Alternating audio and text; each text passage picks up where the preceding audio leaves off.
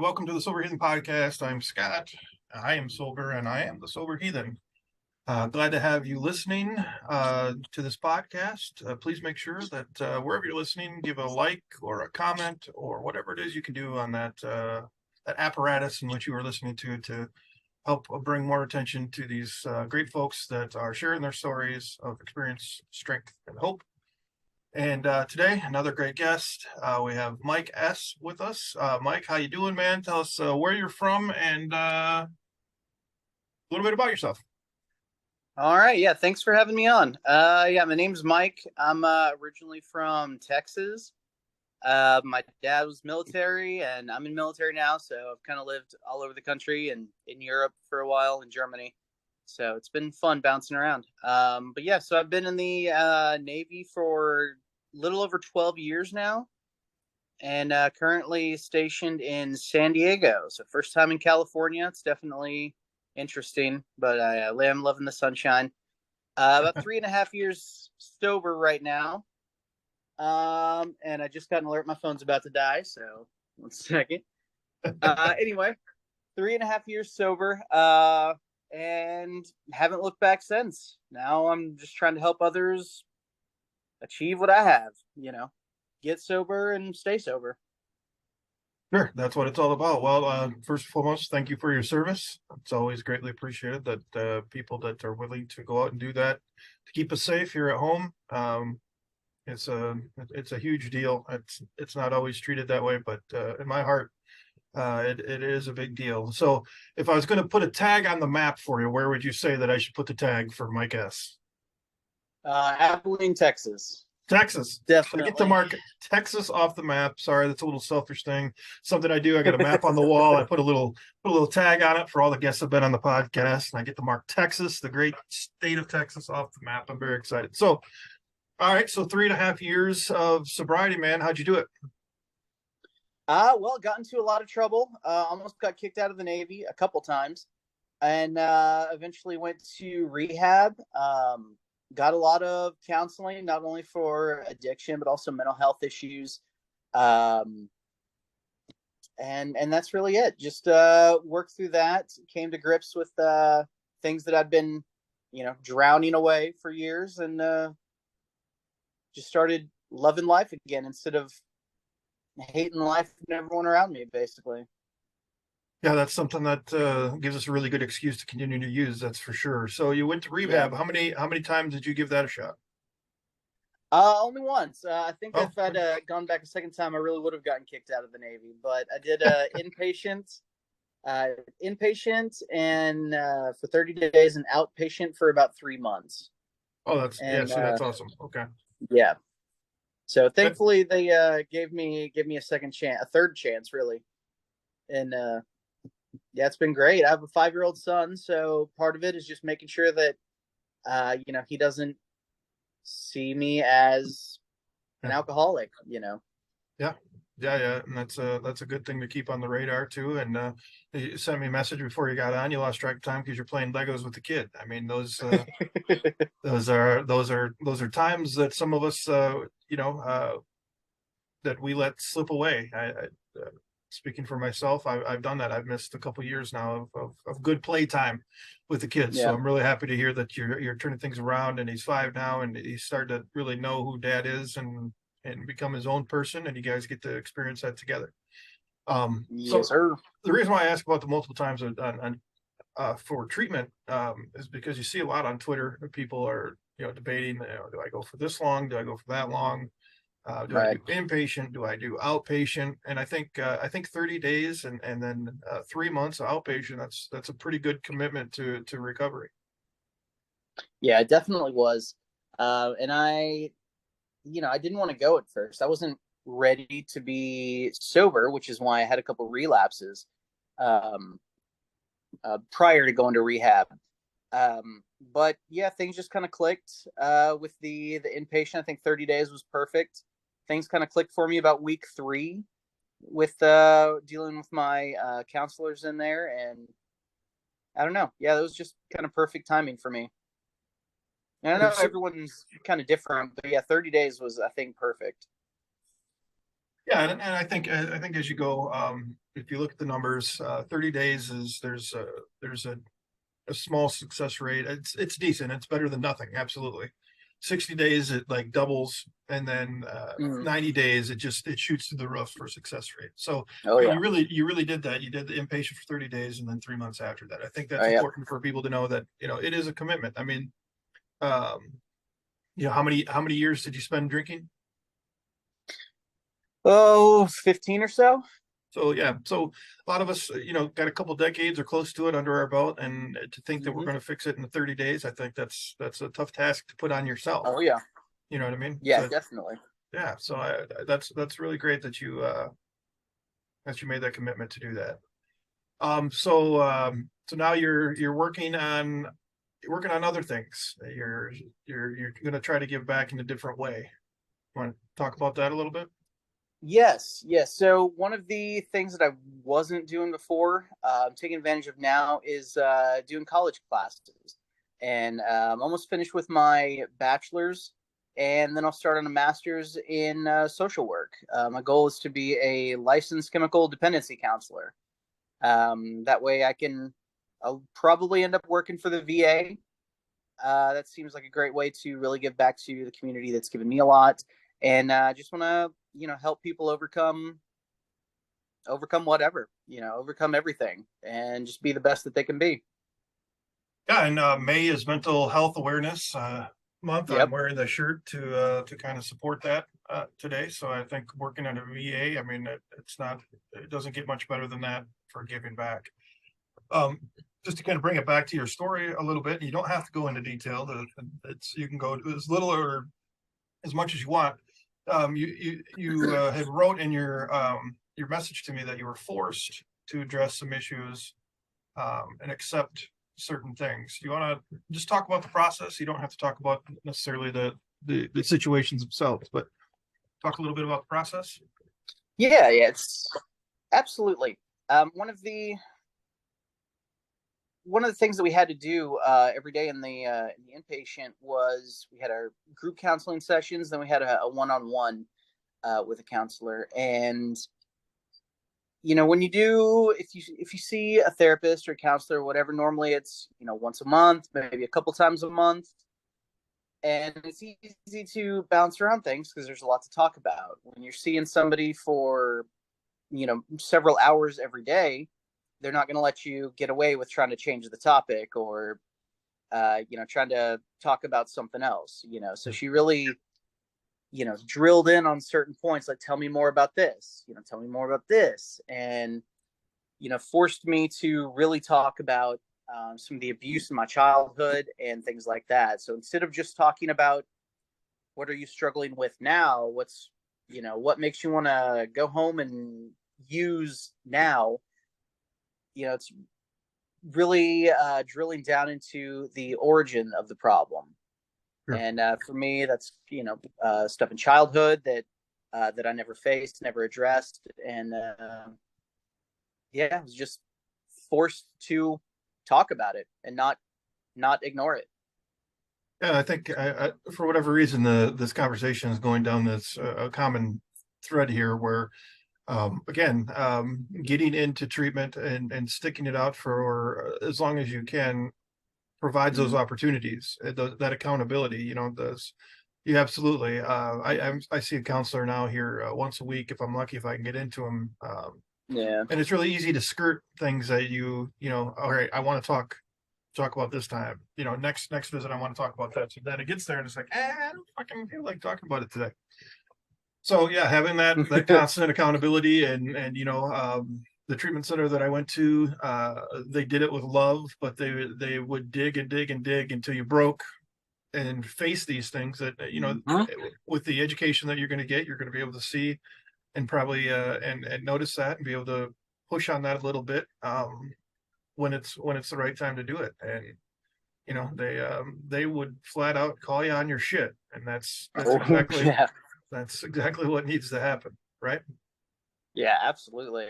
It was very unpleasant at the time, but I mean, can't argue with the end result, I suppose. But yeah, it was rough going for a bit, but Yeah, well, change isn't going to be easy, right? So you want to Oh lose a yeah. bunch of weight. It's going to take a lot of hard work. You want to get a super great, high paying job. It's going to take a lot of work and homework and studies to get the education that's required for that. So for sure, I actually Hmm. tweeted out a quote which fits our conversation perfectly. I think it said, "I was afraid to look at the facts because it went against what I wanted." And so, Yeah. yeah, so I mean, you face the facts when you get into treatment, and you're in a place that's a good place. Not all treatments are the same. That not all of them are equal. So I mean, not everybody's going to luck out and get a great one, but Right. face those facts. So, so you're going to work on getting a master's in social work. That's awesome. And become a licensed chemical dependency counselor through the VA. I think that's awesome, man. I don't know. That's one hell of a goal. So Yeah. 3.5 years into it, how you feeling now? Do you for those people that are just thinking about getting into recovery, and I know for me, just being at 8 months, that 6 month mark seemed like an eternity away. So somebody that's like, God, 3.5 years from now, how am I gonna do that? What's it like at 3.5 years of recovery? Do you have, obviously everybody has good and bad days, but um, does the addiction or disease itself rear its ugly head very often to you these days? Occasionally, like for instance, last Friday was we had a work function, a command picnic, and there was beer and liquor there, and I'll sometimes think, man, it would be nice to just be normal. The same thoughts that I was having years ago. I just want to be normal and have one deer in the picnic or one deer in the game or whatever the case may be. But at this point, it's almost automatic. It clicks back in my head like that's obviously a bad road for me to go down. I used to have to struggle to remember the bad times. Mhm. It was that FOMO, I guess. I was just remembering the good times, and at this point, I'm living the good times. I don't need Sure. to get hammered 5 or 6 nights a week to have a good time. Sure. And those thoughts just kind of come naturally now. I don't. I'm like I said, I'm living the good times. Right on, man. And that's just easier to acknowledge than it used to be. I think that might Sure. be the biggest part of it. I think it's weird how we in addiction can look at people like us that drink, because alcohol is normalized. So Mm-hmm. we can look at people that can drink it normally or responsibly and Right. equate that to normalcy. When when you get down to it, and I'm not hating on people that drink. I wish I was a normal drinker. I'll be completely honest. I wish I could enjoy it like a normal person, but I can't. Mm-hmm. Um, but I mean, is it really normal when you think about it, where you're putting a poison into your body to Right. change, who you are? And that's what we've done as a society. That's how far we've gone. But, and a discussion for another time, maybe in the panel group later tonight, that stigma that addicts have compared to alcoholics, what Right. could we ever normalize doing a line of cocaine off a bar? You know what I mean? It's crazy how we have these differences. So Yeah, absolutely. I mean, it's just part of what we do, I suppose. sure. As grown-ups, you're especially in the military. I think it's expected.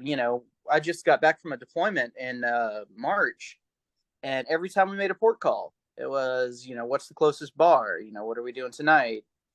We were in Japan, so where's the best sake in town? Ah, And being the person who didn't drink in that environment, it was fun watching people make asses out of themselves. I'm not gonna lie, that was yeah. definitely amusing. Um, but yeah, I mean, and part of it was lonely. In these port calls, my Yeah. friends would want to go to a bar, and they would want to get a hotel so that they can stay up late drinking. And, no thanks. I got to go find a coffee shop so I can do my homework, Right. now that I have Wi-Fi, and then I'll go back to the ship tonight. So it definitely was a little bit lonely at times, but at the same time, wasn't hungover. Yeah. Wasn't sick at my stomach for no reason. Yeah. My head wasn't hurting. I was able to enjoy my time and get up early and go to the zoo. Oh yeah. Yeah. See? It was so I had a blast, and the people around me just couldn't understand it because the culture is you pull into port, let's get messed up. Well, like the good news is that as we get in farther in recovery, we can realize that if they don't understand it, that's a them problem, and they can do their fun, and we can do ours, and everybody goes home hopefully the way that they want to. Yeah. Absolutely. Awesome. Well, dude, super props to you too for being in Japan and being in that environment and being able to say no. To focus on your work and realizing that you have bigger fish to fry these days. So big props to you. I just went, my grandfather passed away a couple of days ago. I went to the funeral today. I didn't really know him, so I hate even saying that because people are like, oh my God, I'm so sorry. Seriously, I barely know the guy. But I went to support my dad, and we went back to the farm afterwards, and that's where I did a lot of drinking. And there's beer cans everywhere, there's liquor bottles everywhere, and everybody's either they got a beer in their hand, or they got a beer in their hand and smoking pot. And it was just it was a little bit of a flashback today, but they can do it.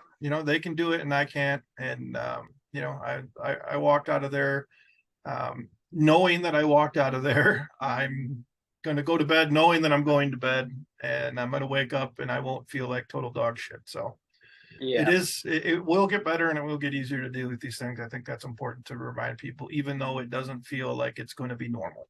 I mean, they might not have understood it, but they didn't treat you any different, did they? No, not at all. They just said, "Hey, good job, man. I wish I could do that." And then they, slammed their bottle. Boy, I wish I could be sober. Hey, another round.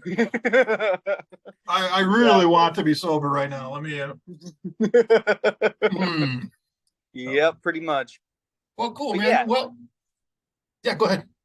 I was yeah, like I said, as time went on, it became easier to remember that they weren't all good times, and that's just kind of what, like I said, that's what I focus on now. Yeah. One thing that they said in treatment, one of the guys in particular, he'd always say, play the tape. So remember the bad, because the disease wants you to remember all the good shit, all the good times. Yeah. You went and you talked to that super hot, whoever at the bar, and it was like, oh my God, look how free I am, look how outgoing I am. And oh, I remember shooting pool that one night, I kicked ass, I won every game and won all these free drinks. But forget the 20 times that you lost your ass in pool and don't remember getting home and puking over the toilet, for hours. Those are important. So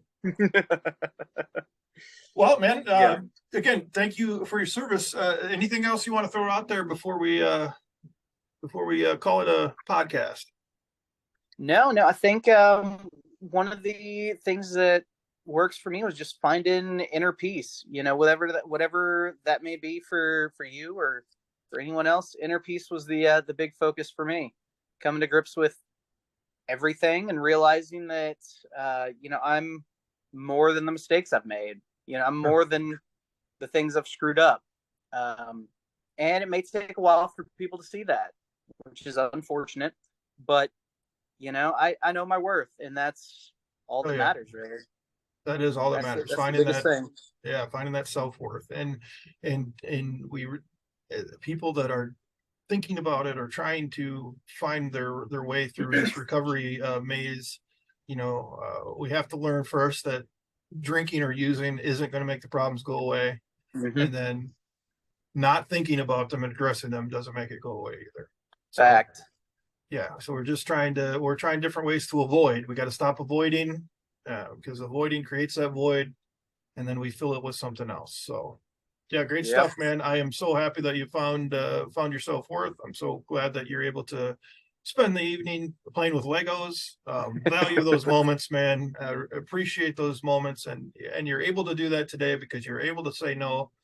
In Japan, where what happens in Japan stays in Japan. I don't know if that's a thing, but you know what I mean. It could have Yep. it could have went that way. So kudos to you, man. Pat on the back. I salute you for your service and choosing sobriety and your 5-year-old to spend some time with them, man. Great job, and really appreciate you coming on and talking to me today. Yeah, absolutely, Scott. Thank you for giving me the chance. Yeah, buddy. Well, we'll get back. Let's try to get back together when you hit 4 years, and we'll see how see how things are going. Sound good? Sounds good. That works for me. All right, buddy. Take care. Yep, you too.